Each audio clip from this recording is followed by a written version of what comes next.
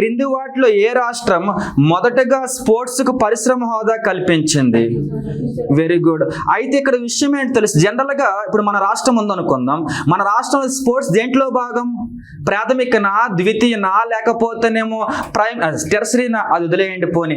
ఆ వ్యవసాయ రంగమా, పారిశ్రామిక రంగమా, సేవా రంగమా? స్పోర్ట్స్ నాట్ స్పోర్ట్స్ వస్తువులు కాదు, స్పోర్ట్స్. నా మాట మీకు అర్థమైందా? స్పోర్ట్స్. స్పోర్ట్స్ దేంట్లో రాస్తారా మీరు? సర్వీస్, సేవలు. అది దేంట్లో ఉండదు. స్పోర్ట్స్ కావలసిన వస్తువులు, ఇప్పుడు నువ్వు వెళ్ళి రోడ్డు గేమ్ ఆడుతావు, అది ఇండస్ట్రీ అది.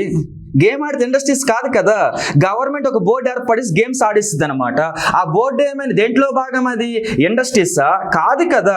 సో నేను చెప్పదలుచుకుంది ఏంటంటే, ఇండియాలో ఫస్ట్ టైం ఒక స్టేటు గేమ్స్ ఆడే విధానాన్ని కూడా ఇండస్ట్రియల్ సెక్టార్లో భాగంగా చూపించింది. ఓకేనా? అదే మిజోరం 2019లో చూపించింది. D answer.